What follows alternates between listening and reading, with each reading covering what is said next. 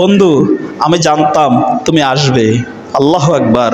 Fire সার্ভিসের একজন কর্মী বললেন, তুমি কোথায় যাচ্ছ? বলে আমার বন্ধু সেখানে আছে, আমার ক্লাসমেট আছে। বলে যে লাভ নাই, ও মরে গেছে। এরপরও এই ছেলেটা ওই ফায়ার ব্রিগেডিয়ার কর্মীর কথা মানে নাই, দৌড়ে রুমে গিয়েছে, যাই তার নিথর দেহটা, তার বন্ধুর মৃতদেহটা ঘাড়ে করে মাঠে এনে যখন রাখলো, তখন ওই ফায়ার সার্ভিসের ওই কর্মী বলতেছে, আমি তো তোমাকে আগেই বলেছিলাম গিয়ে লাভ নাই, তোমার বন্ধু মরে গেছে। বলে না স্যার, আমার বন্ধু মরে নাই, আমি তাকে গিয়ে জিন্দা পেয়েছি। বলেন আল্লাহু আকবার। আমি গিয়ে তাকে জিন্দা পেয়েছি স্যার।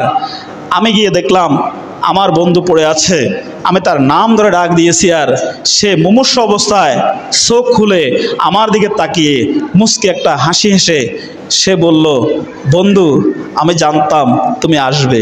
আল্লাহু আকবার। আমি না তোমার সাথে অনেক দুষ্টামি করতাম, আমি তোমার খাতাগুলো ফেলে দিতাম, আমি তোমার ব্যাগ ফেলে দিতাম, আমি তোমার সাথে দুষ্টামি করতাম, আমি জানতাম আমার মরণের সময় তুমি আসবে। এ কথা বলে আমার ক্লাসমেট মারা গেছে। ও আমার ভাইয়েরা, এই যে ট্র্যাজেডিগুলো, এই যে মৃত্যুগুলো, এক একটা মৃত্যু আমাদেরকে চোখকে আঙ্গুল দিয়ে দেখাই গেল যে তোমরা জিন্দা যারা আছো তারা সতর্ক হয়ে যাও।